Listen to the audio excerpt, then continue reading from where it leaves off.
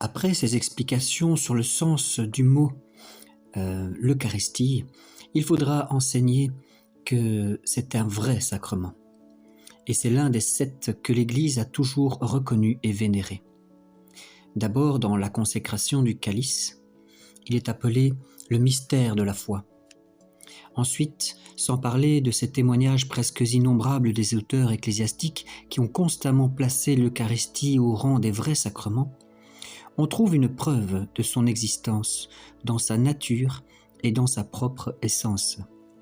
En effet, nous y voyons des signes extérieurs et sensibles. La grâce y est figurée et produite. Enfin, les évangélistes et l'apôtre Paul lui-même ne laissent aucun lieu de douter que Jésus-Christ n'en soit l'auteur. L'apôtre Paul et l'apôtre Jean notamment. Or, ce sont là précisément les caractères qui conviennent exclusivement au sacrement. Et là où ils se rencontrent, il n'est pas besoin de chercher d'autres preuves. Mais il faut observer, et avec soin, qu'il y a plusieurs choses dans ce mystère auxquelles les auteurs ecclésiastiques ont donné le nom de sacrement. Ainsi, ils ont appelé sacrement la consécration, la communion, et souvent même le corps et le sang de notre Seigneur, qui sont renfermés dans l'Eucharistie. Saint Augustin, dans son traité sur la Trinité, dit que ce sacrement consiste en 2 choses, l'apparence visible des éléments et la vérité invisible de la chair et du sang de notre Seigneur Jésus-Christ. C'est dans le même sens que nous disons qu'il faut adorer ce sacrement, c'est-à-dire le corps et le sang de notre Seigneur. Mais il est évident que toutes ces choses ne s'appellent sacrement que d'une manière impropre. Ce nom ne convient essentiellement et réellement qu'aux seules espèces du pain et du vin. On voit par là combien l'Eucharistie diffère de tous les autres sacrements. Ceux-ci ne subsistent que par l'emploi de la matière, c'est-à-dire à l'instant même où ils sont administrés. Le baptême, par exemple, ne s'élève à l'état de sacrement que dans le moment où l'on emploie l'eau pour baptiser quelqu'un. Mais pour compléter et parfaire l'Eucharistie, il suffit de la consécration de la matière, laquelle ne cesse pas d'être un vrai sacrement, dans le vase même où on la tient en réserve. De plus, dans les autres sacrements, la matière et les éléments employés ne se changent pas en une autre substance. L'eau du baptême et l'huile de la confirmation ne perdent pas leur nature primitive d'eau et d'huile lorsqu'on administre ces sacrements. Mais dans l'Eucharistie, ce qui était du pain et du vin avant la consécration change après la consécration et devient véritablement le corps et le sang de notre Seigneur. Cependant, quoiqu'il y ait 2 éléments, le pain et le vin, pour faire la matière intégrale de l'Eucharistie, il n'y a qu'un seul sacrement et non pas plusieurs, selon la doctrine enseignée par l'Église. Donc c'est le sacrement du sang et du corps.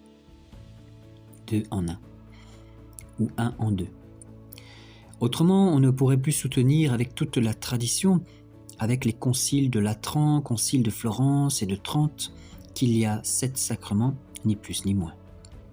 D'ailleurs, la grâce de ce sacrement a pour but de faire de nous tous un seul corps mystique. Mais pour qu'il soit lui-même en harmonie avec les faits qu'il produit, il faut qu'il soit un, non qu'il ne puisse être composé de plusieurs parties, mais parce que tout doit n'y représenter qu'une seule chose.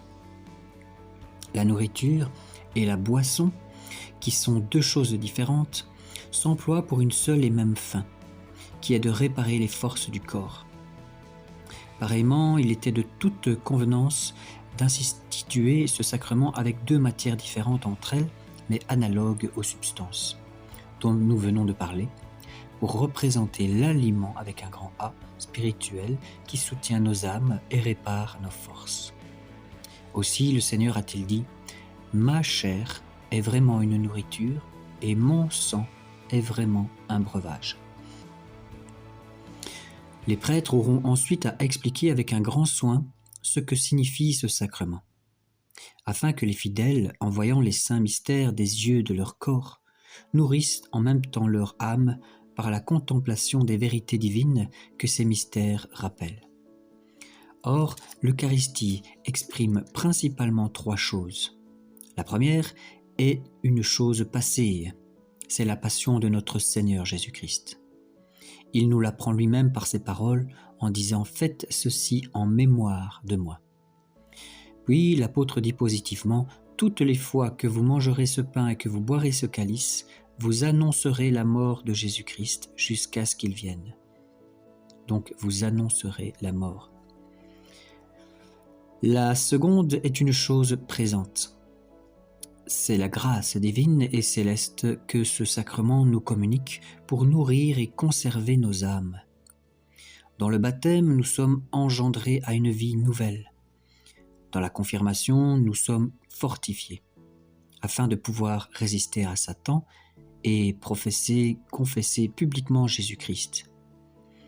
Mais dans l'Eucharistie, nous recevons la nourriture qui entretient en nous la vie spirituelle, la vie avec un grand V, la vie divine.